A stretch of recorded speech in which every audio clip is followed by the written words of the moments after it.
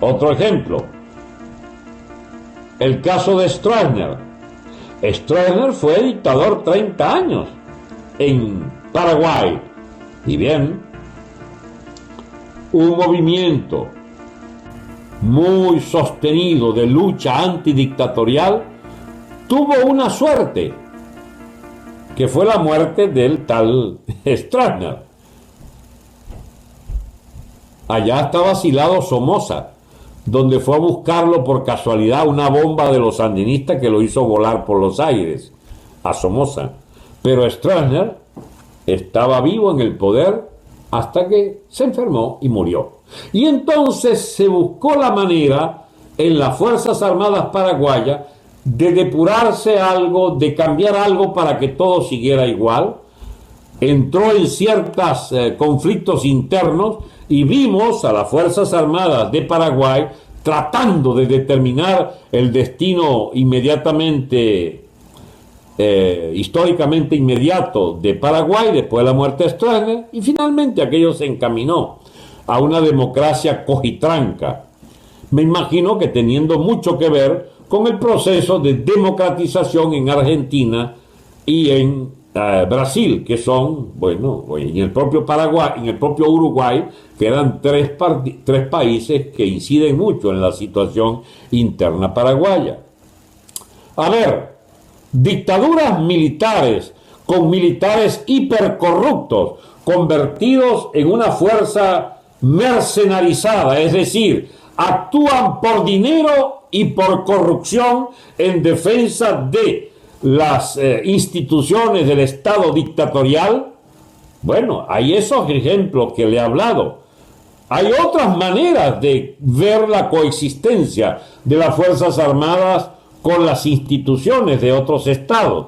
Por ejemplo, en Perú hubo una dictadura militar de izquierda nacionalista, la de el militar Velasco Alvarado, que era un populista bastante serio, para ponerle un nombre cómodo, hipotecó el país digamos a las ideas estatistas socializantes, era un anti-norteamericano, se armó con aviación rusa, etcétera, jugó como un peón de segunda en las contradicciones este-oeste en la Guerra Fría. Perú, sin embargo, tenía un gran movimiento obrero y campesino que defendía inicialmente la dictadura militar de Velasco, pero no era un régimen hipercorrupto. Habían factores de corrupción importantes, pero el ensayo socializante y estatista de la dictadura de Velasco Alvarado y la falta de libertad democrática llevó al movimiento peruano, al movimiento de la clase media peruana y del propio movimiento obrero a una lucha implacable por los derechos democráticos, hasta que hicieron volar por los aires la dictadura de Velasco y vino otra dictadura militar, pero una dicta blanda mejor, que fue la dictadura de Morales Bermúdez, que entonces se dio un plan para reinstitucionalizar Perú y devolverlo a la senda de las luchas contenidas en un marco jurídico de una constitución que era entonces el punto de encuentro de todas las tendencias y el punto de sujeción, de subordinación de las propias Fuerzas Armadas, que se institucionalizaron respetando el régimen de democracia. No se paró allí todo, porque vimos cómo en medio del ensayo democrático de Belaúnde Terry, del presidente Belaúnde, que vuelve al poder porque había sido echado por Velasco, vuelve Belaúnde después de un proceso constituyente, le sigue un gobierno hipercorrupto de Alan García, y mis amigos, tienen ustedes una poderosa guerrilla izquierdista que ganaba un terreno impresionante, mejor dicho, dos guerrillas izquierdistas, una de orientación polpotiana, maoísta, que buscaban sencillamente la vuelta de Perú a la barbarie rural, qué sé yo, que era esta guerrilla de Sendero Luminoso, y una guerrilla muy fuerte de tipo castrista, el MRTA, una guerrilla mitad marxista, mitad indigenista, que bueno, pugnaba con gran audacia en el terrorismo urbano. Perú todavía se mantenía en el régimen de democracia, digamos, de partidos, y fue cuando el guerrillerismo fue de tal peso en la ocupación de las zonas andinas y la crisis económica y la hiperinflación fue de tal nivel de desastre, más la corrupción del gobierno de la DECO de allá, ¿cómo se llama? Adán García, que ello determinó el triunfo electoral de Fujimori, del famoso chinito, que se instaló en el poder 8 o 10 años y combatió a aquella guerrilla con métodos genocidas hasta reducirla y liquidarla, y combatió todo el desorden económico con leyes de mercado que enrumbó de nuevo a Perú y que finalmente, habiéndole gustado mucho el autoritarismo, eliminó la Asamblea Nacional, el Congreso Nacional de Perú. Las Fuerzas Armadas respaldaban a Fujimori y así como lo respaldaron, dejaron de respaldarlo y obligaron, o al lado de los partidos políticos, obligaron a una gran rectificación, que es lo que ha recorrido Perú en los últimos 20 y pico de años de gobiernos democráticos que heredaron la pacificación contra la guerrilla de Fujimori y la política económica de Fujimori. Las Fuerzas Armadas, como ven, tuvo 3 o 4 orientaciones, pero no se quedó atornillada en una de esas orientaciones.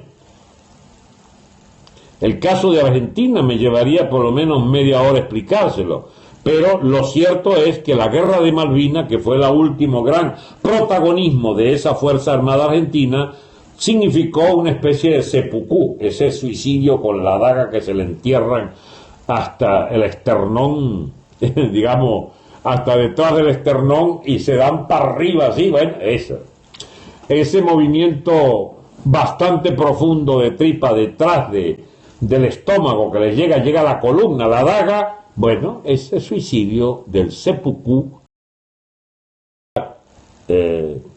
la clase militar argentina, y bueno, en Argentina hay democracia con una limitada participación de observador lejano que tiene la Fuerza Armada Argentina.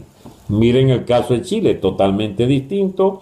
Un gobierno izquierdista que desordenó la economía chilena, la hundió en la hiperinflación y en el desorden, en las ocupaciones, etcétera, etcétera, en la más intensa de las luchas políticas y de las luchas sociales, y llegó el ejército bajo la égida de Pinochet e impuso una dictadura militar durante 17 años que logró orden económico, orden y cohesión social, privilegios para una pequeña minoría que es la gran beneficiaria del grueso de ese modelo de desarrollo, una especie de de sustancial mejor nivel de vida para toda la población, pero con desigualdades sociales tremendas. Un modelo dictatorial de derecha que imperó en Chile durante todo el pinochetismo y que finalmente cedió bajo la presión democrática de la clase media y de los trabajadores y obligó a las elecciones libres y a una vuelta al régimen de partido, pero con una condición: la tutela militar, digamos, de la ideología pinochetista de no se vuelvan a enredar con estatizaciones y con socialismos y con bochinche partidista, porque allí están las Fuerzas Armadas como garante del orden social y del orden jurídico democrático de Chile. Es otro desarrollo. De Bolivia ni me meto, porque eso es un desorden con algo así, 180 años de existencia de la República, desde que se le ocurrió a Sucre y a Bolívar separarla de Perú, como le puso el nombre de Bolivia para honrar al libertador. Y bien, desde que fue fundada Bolivia hasta hoy, hace 200 años o 190 años, bueno, son 150 golpes de Estado. Que tiene, caramba, casi alcanza los años de existencia de esa república a la ¿cómo se llama? A la cantidad de golpes que se han producido. Bien, amigos, entonces ¿Dónde estamos? Estamos en una presencia muy disímil, muy diferenciada, muy condicionada por factores históricos específicos de cada nación. Fuerzas Armadas colombianas, aferradas a la Constitución y a la ley durante décadas y décadas.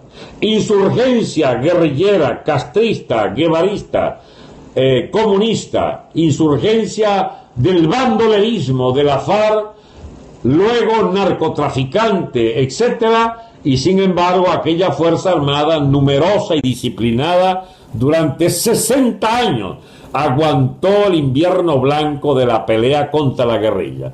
Y ahora están en un desconcierto enorme porque el presidente de la República, al que han jurado lealtad, les ha vendido el alma a sus oficiales y hay más presos, hay más militares presos en la lucha contra la guerrilla que los propios guerrilleros. Explíquenme a alguien eso de la ¿cómo se llama eso? De lo mal agradecido que ha sido esa cúpula civil de los gobiernos del señor Santos, que sencillamente por la penetración lenta pero firme del aparato guerrillero de la FARC sobre el sistema judicial colombiano, terminaron por ser un factor objetivo de condicionamiento del aparato jurídico, judicial y de la fiscalía colombiana hasta ser de ese país un rehén de la guerrilla narcotraficante de la FARC.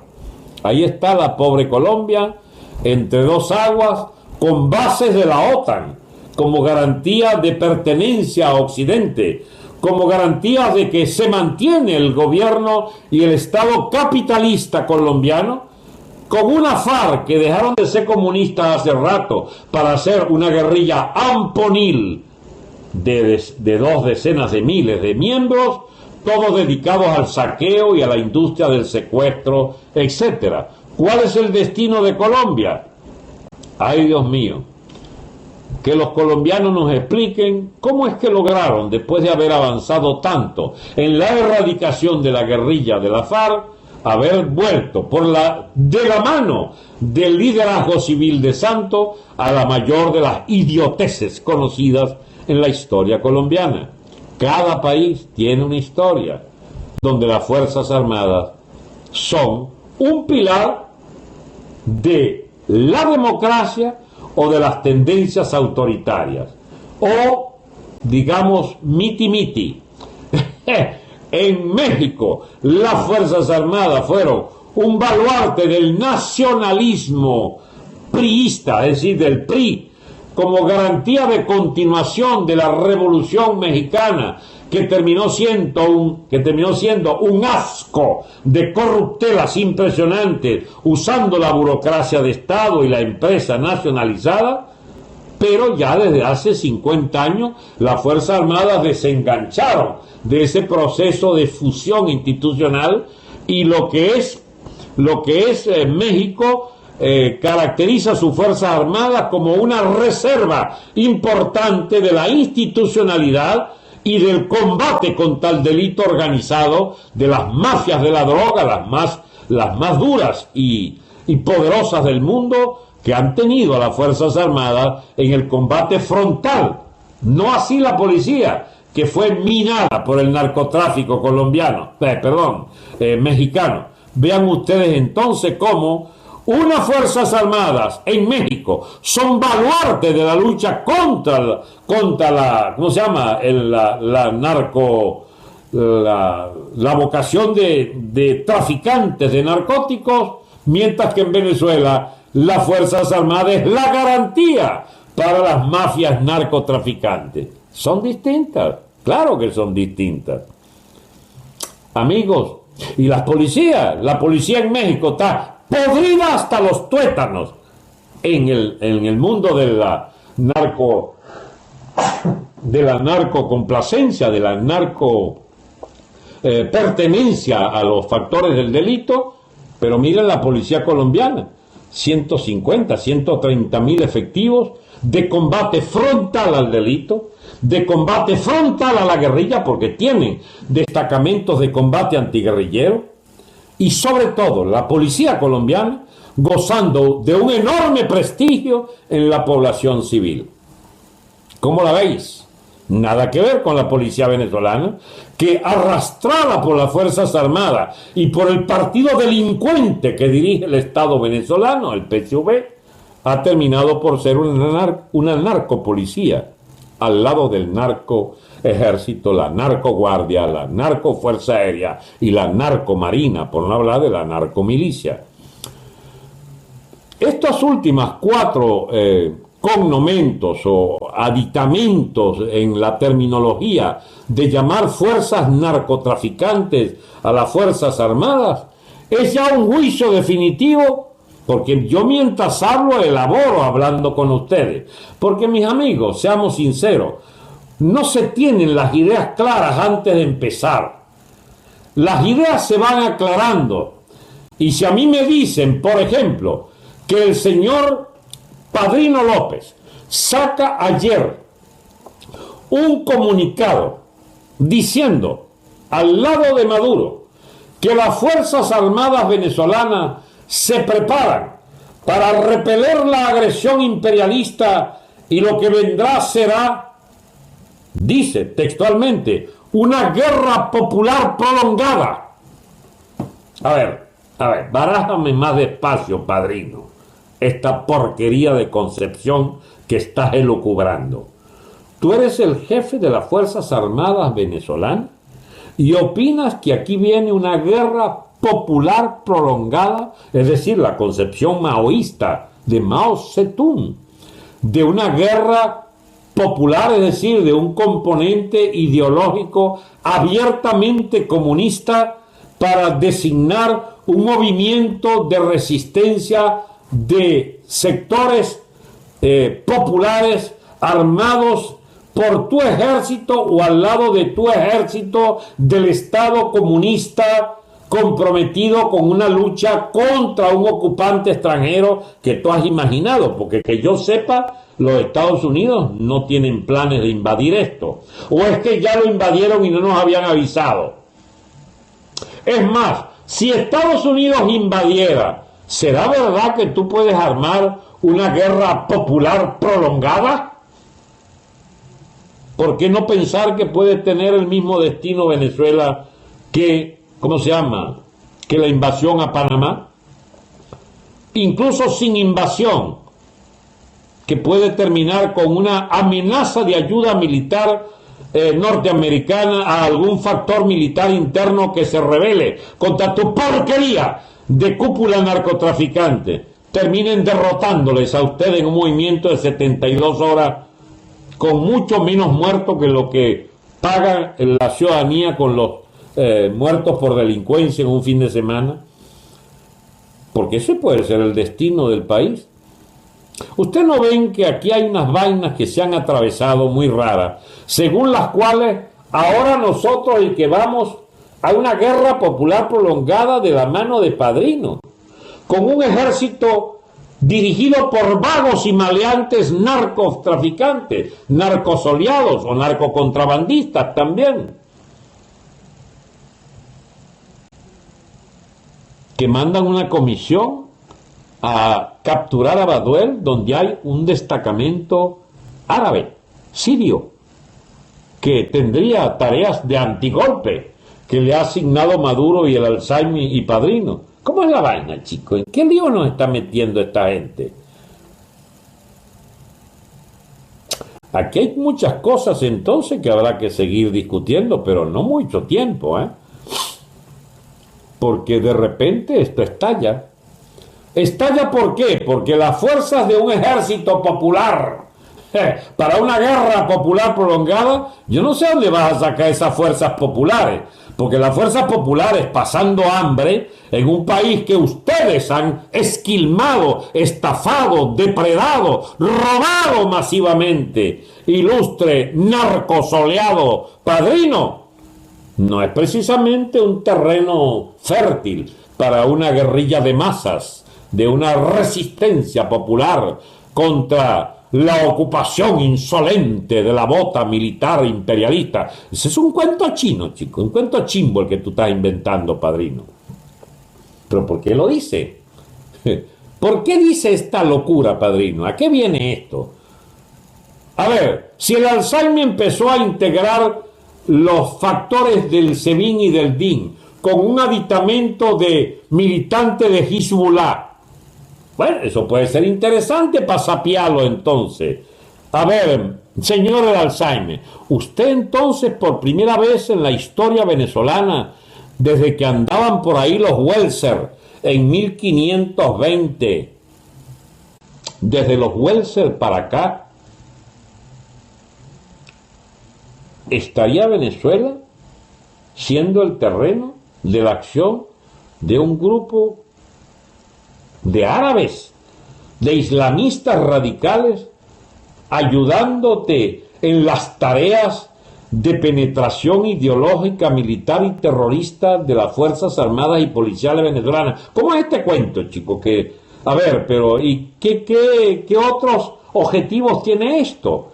¿No será que esto sigue el afianzamiento de lo que ya venía desde Chávez, de la línea aérea Caracas-Teherán, comparada en Damasco, cargada de dólares y de armas para la guerrilla del Hezbollah y para el propio gobierno sirio, y con embarques de droga? Y una cosa más importante que la droga, uranio venezolano para las centrifugadoras de ¿cómo se llama?, de Irán. Uranio, sí, uranio.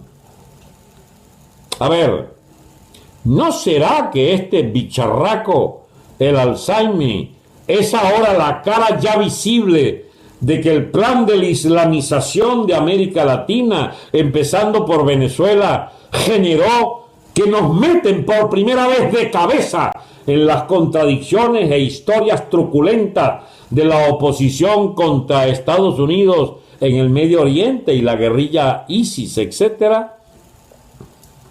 Pero ahí hay unas complicaciones raras. Yo no quiero ni ponerme a explicarles esto, no porque termine yo confundido, sino porque hay algunas incógnitas que hay que despejar. Por ejemplo, el Alzheimer no es de ISIS, es de Hezbollah.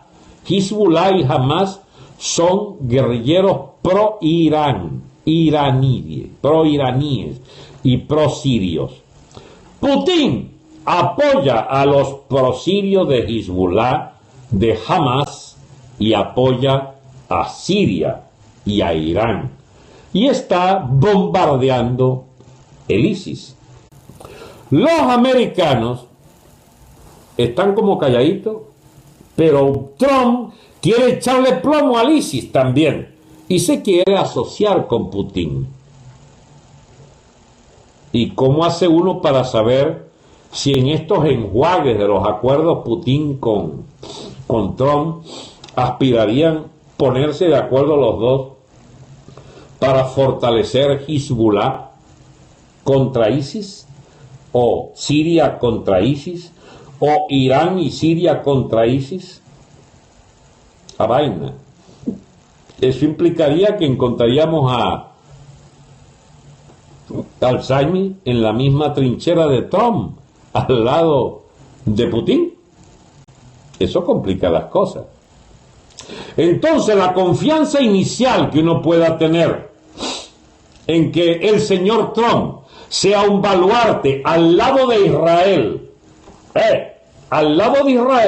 contradiciendo la política de Obama, que es, digamos, de desdén hacia los intereses hebreos, hacia los intereses de Israel.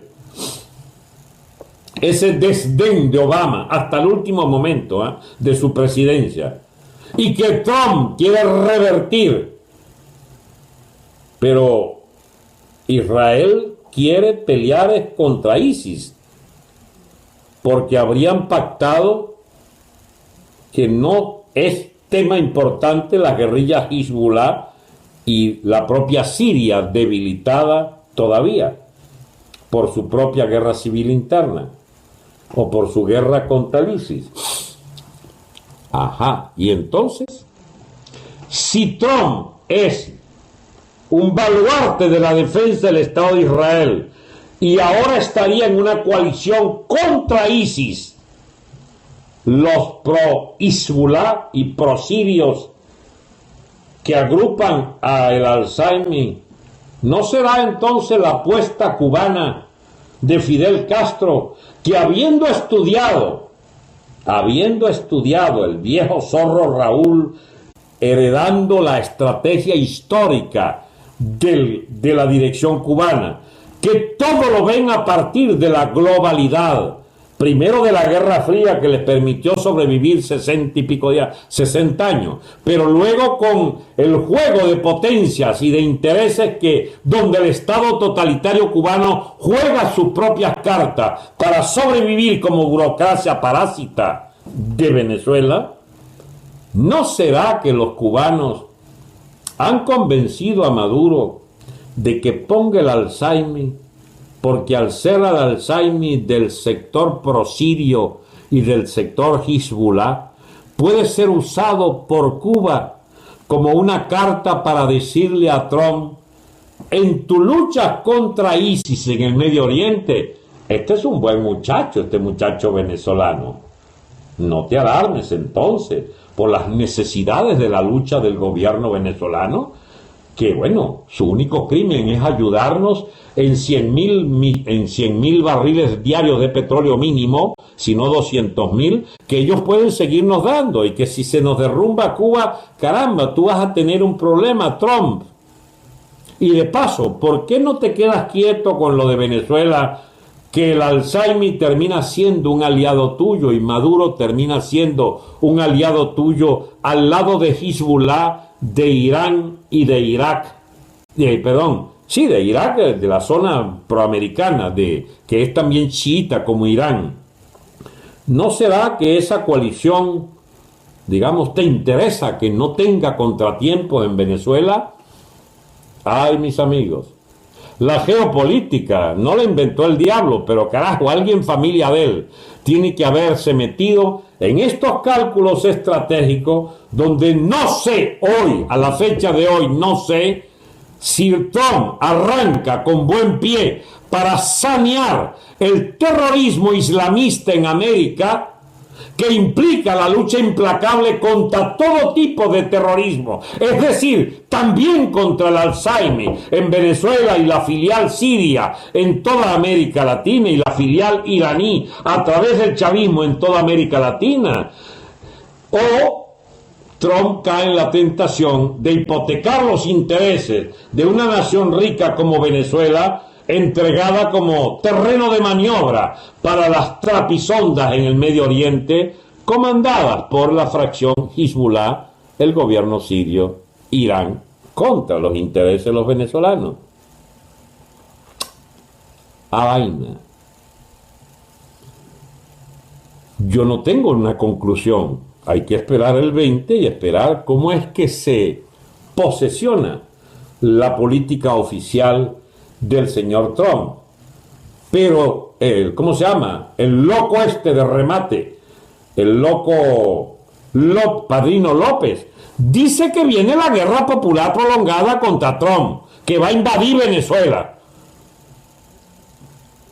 ¿Cuáles son entonces los factores determinantes de nuestra política exterior que se convierten en temas de política interior y de beligerancia armada interna, puesto que se nos habla de una guerra popular prolongada contra el imperio? ¿No será que Padrino López está ya enterado de algo que pudo haber sido cierto, pero dicen que es una fabricación cubana? Lo de la noticia esa del New York Times, donde Trump dice: en los primeros 100 días de mi gobierno daré cuenta de la dictadura de Maduro en Venezuela. Carajo, ojalá sea cierto. Pero es hora de empezar a opinar sobre esta hipótesis, porque esto estaría confirmando que Estados Unidos está preparado para una hipótesis como la panameña, pero no con invasión, porque eso ya no se usa. Ahora se usan drones que van hasta la poseta donde esté defecando el dictador de Marras. Unos droncitos allí. ¿Esa es la posibilidad real? Pero tiene que haber una fuerza interna que ayude a los drones de Trump a arreglarle cuenta a bicharracos como Maduro y el Alzheimer y el Diosdado. A ver, la excelente oportunidad de enjuiciar al gobierno venezolano como corresponsable de tráfico de cocaína por la vía del tema de los narcosobrinos y otros narcotraficantes notorios. El propio Alzheimer hace varios años, digamos, ya en las nóminas de los narcotraficantes más peligrosos y buscados. Es una excelente oportunidad para el sistema político norteamericano convertir el tema de la dictadura de Maduro, Diosdado, ¿cómo se llama?, el Alzheimer, Padrino López, como un tema de narcos que afecta a los intereses de Estados Unidos, donde poco importará el tema del Medio Oriente y que si estos son partidarios de la guerra santa o no tan santa, porque de lo que se trata es en el continente de barrer esta mugre del chavismo gobernante, para lo cual el señor Padrino López ya ha declarado que es una guerra popular prolongada contra el plan de Trump.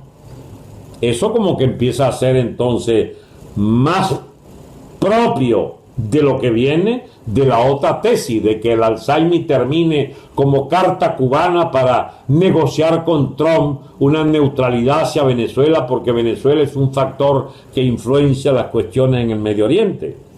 Vean ustedes cómo tampoco es cierto entonces que la carta Trump esté definitivamente jugada, porque si se juega a los intereses del sistema judicial del Estado norteamericano, toda la dirección del PSV tiene que estar presa. Y nosotros somos partidarios de mandárselos en un solo avión a los Estados Unidos. Pero viene entonces la otra discusión. Venezuela está dispuesta a pagar que no que nos convirtamos en una nación como Puerto Rico, pero está dispuesta Venezuela a asumir plenamente que está en nuestro interés ser un aliado de la política norteamericana.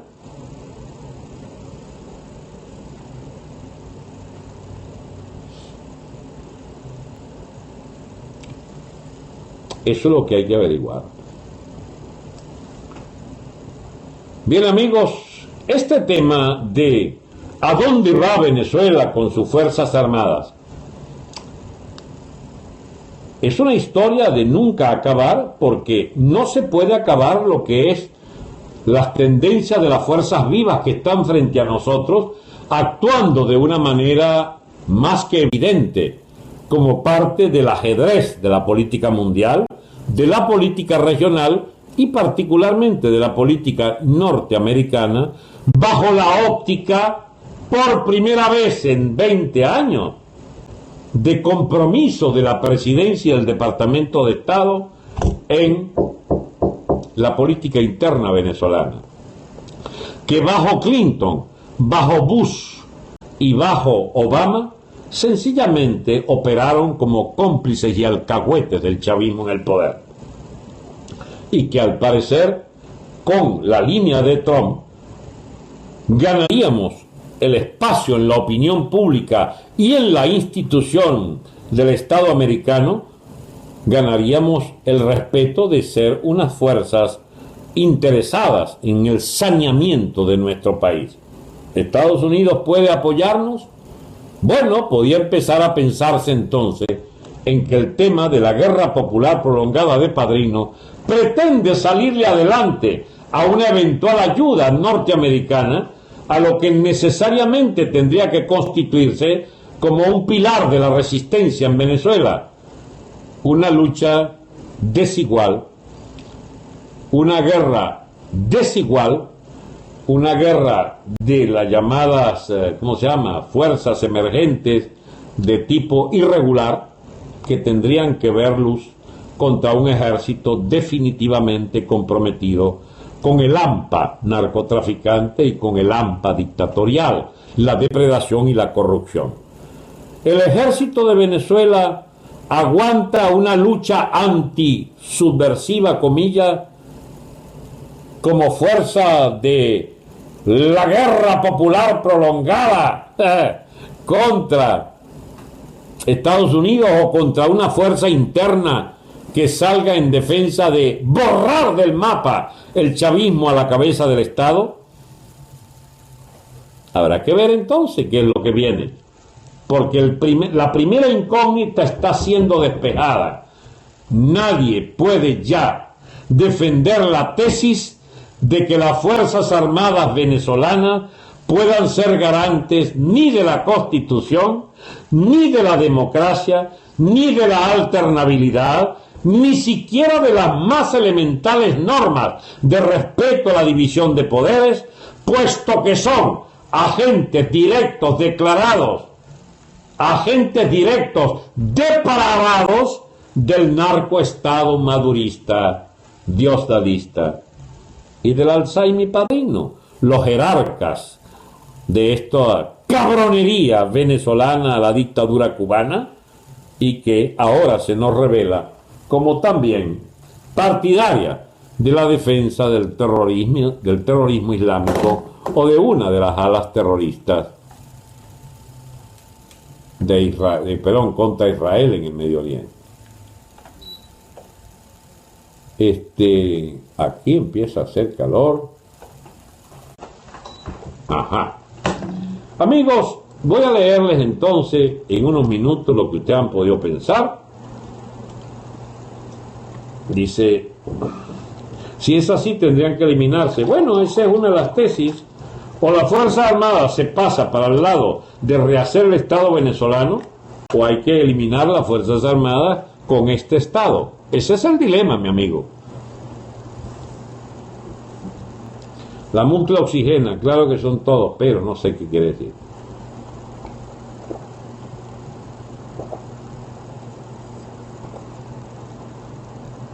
A ver, ¿qué opinan? ¿O ya no hay opinión aquí? Dice Rosberg, más claro imposible, debe imponerse la decencia. Hola doctor, gracias por estar ahí, dice no sé quién, dale Phantom, dice alguien. Hoy está un poco complicado este conversatorio, releeré El Príncipe Maquiavelo, se lo aconsejo. No le pare, hay mente de pollo escribiendo. Todo suena bonito, pero no pasa nada. Eliminar la FAN es una guerra sin cuartel. A ver, mis amigos, yo no estoy aquí para dar muy buenas noticias o para hablar simplismos de toda clase, proponiendo siempre las soluciones fáciles de todo esto es una lucha electoral pacífica, constitucional, institucional.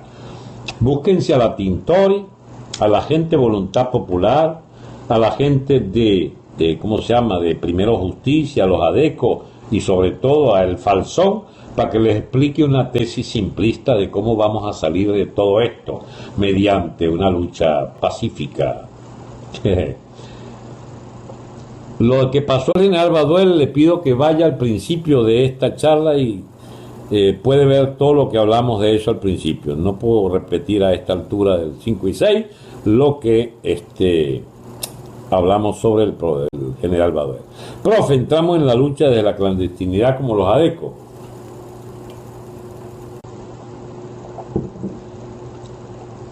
Usted está claro, el problema es lo que entenderán los de la oposición. La oposición no entiende nada, no se preocupe por ello. Para los oponentes se ha unido, a los Twitter me imagino. Estados Unidos no harán nada que no les convenga. Estoy de acuerdo, me dicen en calle de nuevo, Chidelius.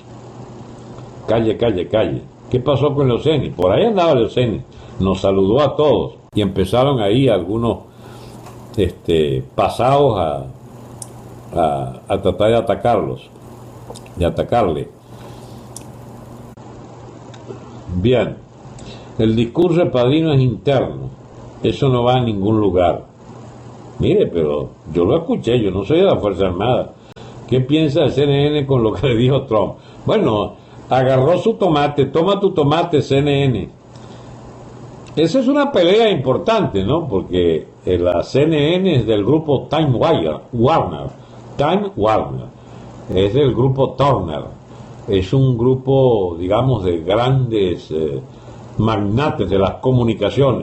Y el Trump bueno, está electo contra la política CNN, que se hizo superdemócrata. Y bien, ya les echó su primer ciruelazo. Sé capaz de prohibirles la entrada a la rueda de prensa, porque andan pues de... ¿Qué opino de Patricia Poleo? ¿Por qué tengo yo que tener opinión sobre Patricia Poleo? ¿Qué opinión tiene ella de mí? Entonces yo le respondo. Soy una persona positiva, pero ahora no veo nada bueno. Solo María Corina da la cara. Bien. Sí, María Corina da la cara, efectivamente. Pero el problema no es dar la cara. El problema es construir una posibilidad real.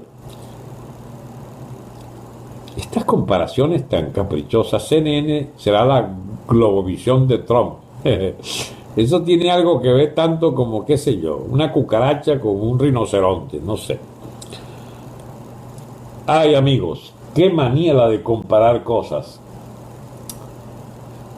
Bien, déjenme por favor, perdonen un segundo, tengo que saludar a los amigos de, ¿cómo se llama?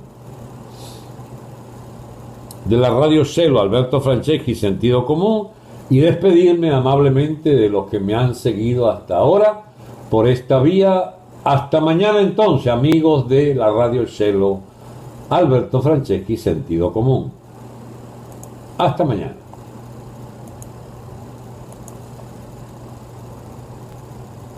Bien. A ver, con amigos de Facebook, por allí estaba Gabriela Mayodón, que se unió. Ana Segarra Rendón, familia, por fin, la alegría con Baduela, Adrián Gómez Segarra. No sé, Adrián Segarra no acaba de compartir. Marisol Rodríguez, qué difícil es todo, que Dios nos ampare. Dice. Mi Marisol Rodríguez, estupendo, un saludo. Doctor, iba a decir acerca del primer programa de este año. ¿Qué iba a decir acerca del primer programa de este año? El primer programa de este año abarcó todos los principales temas que desarrollaré en estos conversatorios. Hay el tema de la visión global de cuál es el futuro como Estado que tenemos por delante.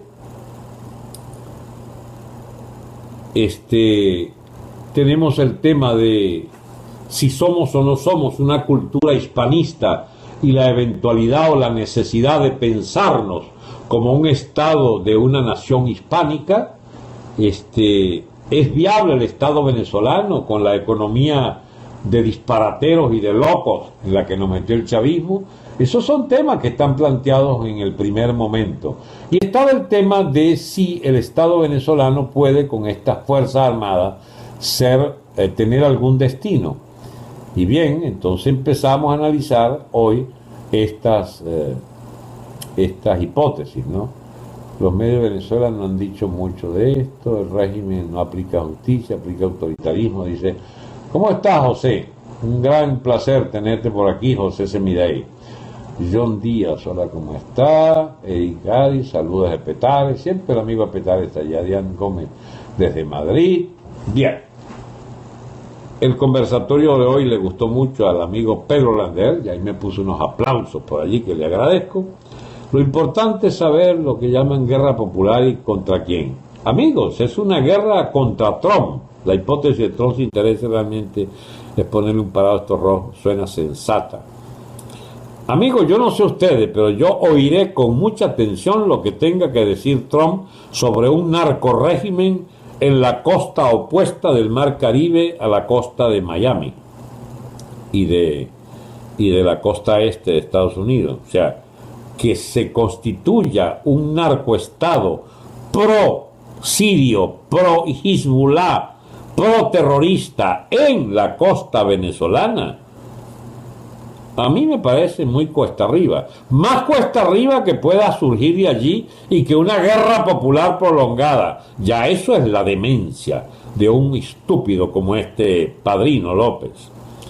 Yo creo que tiene que haber gente seria en esa Fuerza Armada que paren a ese loquito de hablar pendejera por los reales que le origina, por las corruptelas inmensas que le han originado hablar con ese nivel de estupidez al servicio del gobierno de Maduro y ahora de Diosdado, ¿cómo se llama? El Alzheimer. Bien, amigos, eso es todo por hoy. Son las 5:20 pasadas, 5:22. Creo haber cumplido con la expectativa de explicar cosas adicionales. Ustedes saben, cosa difícil, explicar algo totalmente nuevo cada día. Eso es imposible. Pero hoy creo haberles aportado otras informaciones sobre los temas que hemos venido tratando, pero que tienen nuevos y cada vez más audaces ángulos de análisis, porque se trata de recomprender, de reanalizar, de resituarnos en esta realidad venezolana, porque estamos ante un cambio de naturaleza del gobierno de Estados Unidos y un cambio de naturaleza del régimen venezolano. Escúchenme, en Venezuela está empezando desde el desconocimiento por parte de la Asamblea Nacional, que por supuesto es un saludo a la bandera, algo absolutamente inútil, casi tonto, casi simbólico solamente, pero cuánta gente se hace ilusión de que eso cambia radicalmente. Allá hay una movilización el 23 de enero, ojalá pueda ir mucha gente, para una vez más decirle al gobierno que no lo quieren, pero hacerse expectativa respecto a un cambio, cuando toda la oposición durante todo un año perdió miserablemente el tiempo para terminar en esta, por fin, decisión de desconocer a Maduro, pero ahí están, son parte del régimen. Gracias a Abrancito, que dice que Dios me bendiga, siempre es un gusto escucharlo, dice Elvira Alessandra. Gracias, doctor, buen programa, excelente programa. Hay que salir a hacer bulla, dice Imao. Así es, gracias, doctor, por su tiempo. Y Leoceni es un colaborador de... ¿Qué va a decir que Leoceni es colaborador de Reino? ¿Qué vaina me han echado, Leoceni, que tengo que defenderte aquí? Vaya usted a saber, Leoceni dirá lo que tenga que decir él mismo. Está bastante crecidito y mayor para que yo lo esté defendiendo. Un besote y gracias por todo, dice Lilian Rangel. Merci, doctor David Sánchez, BSI. Pierden un año porque comen completo. Ay, mira, esa acusación de Fontanari suena tan coherente. Manchaban y podían esperar y esperar. Muy buenas sus cátedras, Diana Ragneri. Bye, besito, dice Posicha. Hola, Posicha. ¿Y cómo está el Posicho? Un gran abrazo a ustedes allá en Texas. Andan con el amigo, ¿cómo se llama? El amigo Adrián. Un gran abrazo para ustedes. Bien, amigos, es todo por hoy. Este fue mi programa Sentido Común número 239 del 11 de enero. Será hasta mañana, cuando con ustedes podremos reflexionar juntos sobre importantes problemas de la lucha política, social, diplomática de nuestra nación agobiada y hundiéndose en el excremento de un régimen político no solo odiado por la población, sino representando lo peor de nuestra historia venezolana. Hasta mañana.